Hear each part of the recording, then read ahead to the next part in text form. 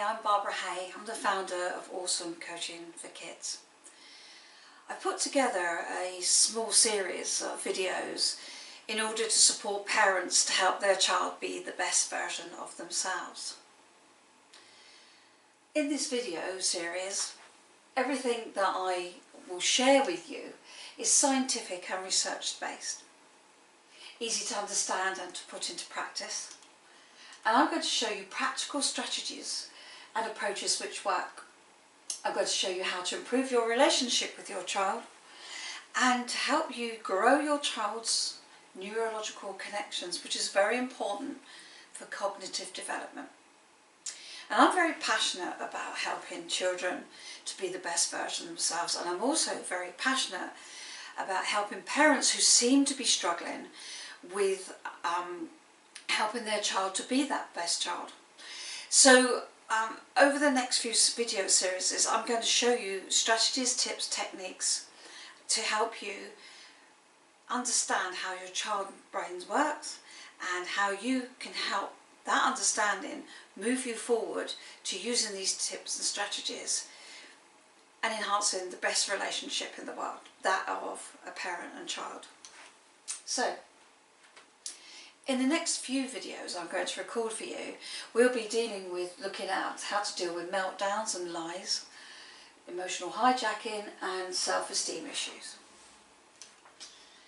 But what I really want to start with is understanding your child's brain. I want to help you understand so that you can get a set of skills that's going to help you use strategies in the right context. As a child, we are always looking for approval, which means that everything's pretty scary to us because we're so young, our mind is not developed, our brain doesn't finish developing until we're around about 25. So we don't know much about the world, we haven't had the experiences we need to understand the world yet. So we depend on our caregivers to give us that understanding. It's when our caregivers don't understand us and the lecture comes out, the lesson comes out wrong, that we end up feeling fearful, upset, frightened, anxious, worried, and things like that. And feeling disrespected is a huge thing, and humiliated. Children often feel that, and the parents have long forgotten what that feels like as a child. So in this little video, I've got a little cartoon here. Here's Dad, the stressed out, anxious parent who really loves his daughter but doesn't get what he's supposed to be doing. He doesn't understand what's happening, and whatever he's doing is getting the same behaviours reoccurring from his little daughter because she doesn't understand either. So Dad's exasperated, fed up and desperate, and he's here saying, for goodness sake Amy, I'm fed up with your behaviour. And the little girl's thinking, but Dad, you don't understand what I'm saying and you don't understand how I feel. I feel frightened and sad. So the missing thing here between the parent and the child is that lack of understanding. There's no way the child has enough cognitive development to understand what the parent wants or what lesson the parent is trying to create for the child. So it's up to the parent to change the situation so that the child feels safe and secure and will pick up that lesson. You need to understand the why before we go further with any more strategies and tips. It's basically about the way that the brain has limited cognitive function at an early age. So from the time we're born to around about 7, our brain really functions mostly on nominal thinking, a bit later on a bit of ordinal thinking. What does that mean? Well, it means actually that the brain will only take in very black and white. So it's good or it's bad, it is or it isn't, it's right or it's wrong. And the concepts around those and the reason around it is not yet part of your child's ability.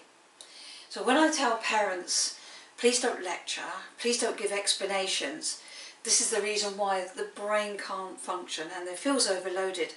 And if you speak to your child and give your child lectures and understandings, the child is very likely to develop an increased sense of not being worthy or feeling stupid, because it doesn't understand. And it's not because the child is stupid, it's because the brain hasn't developed enough sufficiently yet.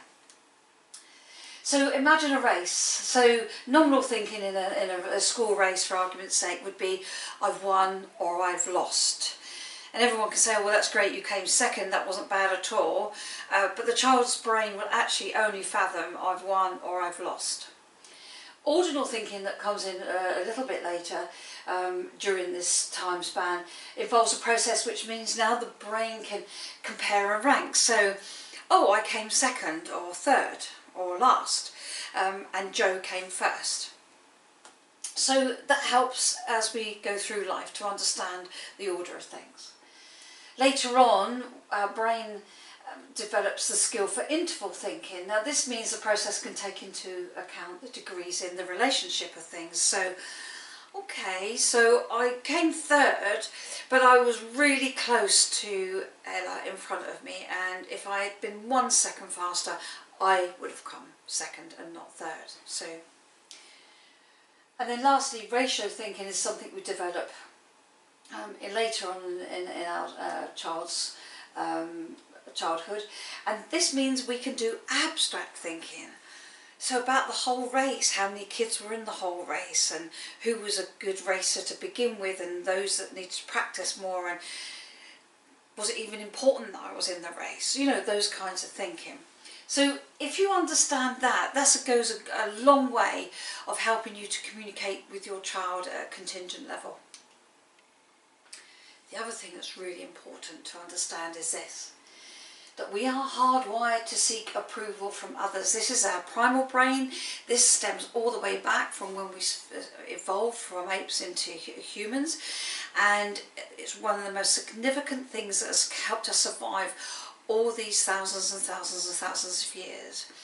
Seeking approval from others is vitally important, but that makes the world so scary for a child, because we don't know as a child what is right, what is wrong, who's going to tell us off, who's going to pat us on the back. So we're always trying out things, and every time that somebody tells us we're doing something wrong, another message goes into the brain that, oh God, we're stupid, or we can't get it right, or they don't love us, or things like that. So that's why it's important to understand that this is something that we constantly look for, even as adults, approval from others. That's why interviews are so scary. That's why meetings with your boss about performance can be really scary, and that's why you get so upset when all your friends have been invited to a neighbour's house for a barbecue and you weren't invited, even though you don't particularly know that neighbour very well, particularly like them. The fact that you didn't get invited and everybody else does really hurts, and that's because of that hard wiring there, part of our survival kit. So your kids will always be looking for approval from you in particular, but also from significant others as well. Also, please be aware there are no bad kids, okay? The behaviour comes from the emotions that we're feeling at the time. And if we've been given a series of events that we really struggle with and we haven't been able to make sense of, our behaviour will end up with anger, or feelings will end up with anger, and possibly rage or meltdowns, or excluding ourselves from things, or not wanting to try new things. So there's no bad behaviour, because it all serves a purpose. It's keeping us from harm. Once we learned what we did before was very humiliating or very upsetting, or we got told off, we don't want to do those kind of things again. So that's our reminder not to do that. But we're always looking for evidence that proves we're lovable, worthy, and not a failure. And if you can take something from these series of videos where you can help your child gain that evidence in the most authentic way, not in a fake way, because children can see straight through that, as you know, then you're onto a winner. Your child will become more secure, feel more safe in the world, and become more confident and more likely to be able to feel free to second guess what it is that they should be doing and shouldn't be doing. There are no bad emotions. Though we all love positive emotions, don't we? We love feeling happy and excited. We love laughing. So we haven't got a problem with those.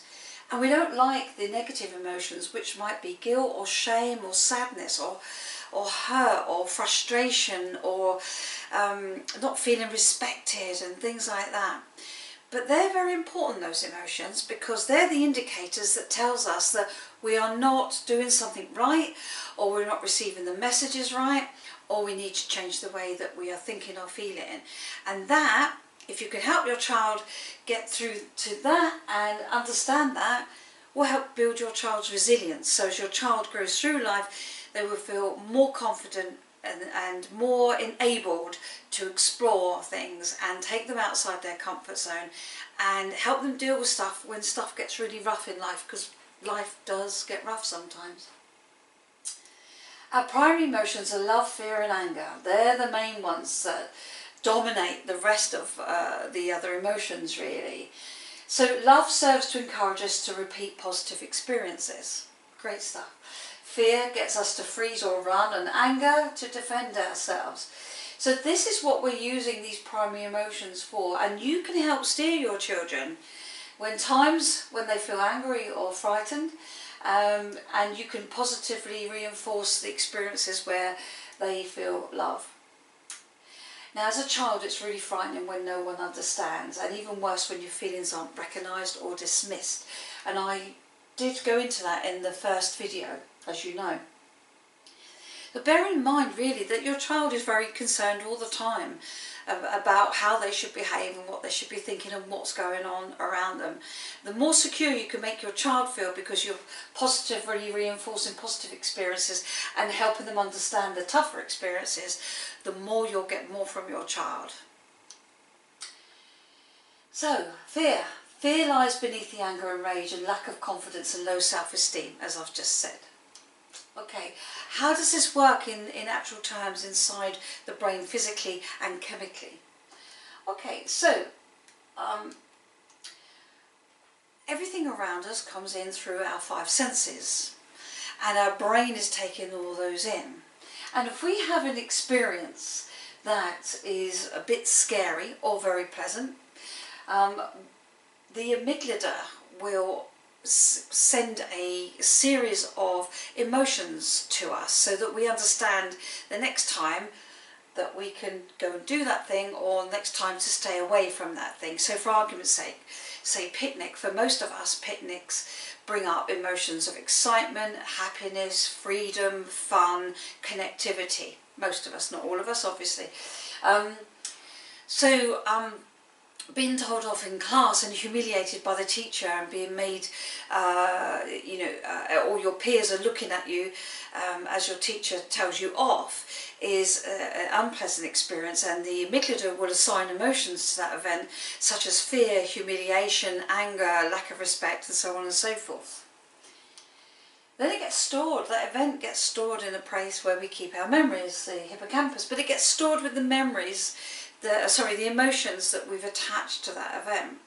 Now, the purpose of that is so that we know for next time whether we need to be fearful and stay away from that, or to go ahead and have that fun at that picnic. Okay, so imagine someone shouting at us as a small child. We're 5 years old, we thought we might have done the wrong thing, or the right thing, or we've completely forgotten that, we should have hung our coat up because we were so excited about going out in the garden or something like that when we got in. So say mum shouts at us, and mum's had a tough day, so she's feeling the stress, so she's really shouting, you shouldn't leave that coat there. I've told you 100 times, you should hang your coats up before you do anything. I've told you and I can't keep telling you, and so on and so forth. What could happen is that the brain checks in with the hippocampus and says, oh gosh, do we know these feelings or not? And we may know them already, or we may not. And the amygdala will not like those feelings, that situation's a threat, our caregiver is shouting at us. So let's put fear and sadness and some other horrible feelings so that we're really concerned, so that we can stay away from this kind of thing again, and then get stored in the hippocampus. And if it repeatedly happens and we haven't worked out what was going on, you're going to end up with a very angry or a very sad child. So that's what's happening chemically and physically in your brain, or your child's brain actually there. So how do we stop that from happening? How do we engage in a way that makes our child feel safe and happy and secure? Well, take the example of the coat situation. Instead of shouting at your child and bringing up all those negative emotions which are for the child's defence, it's a case of just saying, I see a new coat on the floor. What are we going to do about that? And that will stop your child in their tracks. And hopefully, if you've said it in the right way, in a caring way, in a compassionate way, in a kind way, but a way where you convey that this must not happen in a very nice way, your child will stop, not feel the fear, because when you feel fear, the thinking part of your brain shuts down and you can't think. So when you shout at your child and you're saying, why did you do that? What's wrong with you? Your child can't even think, because this part has now closed down as the adrenaline and the cortisol are buzzing all around the body. So being kind, considerate and compassionate, you can say to your child, I see a new coat on the floor. Does it live there? And your child technically would say, no.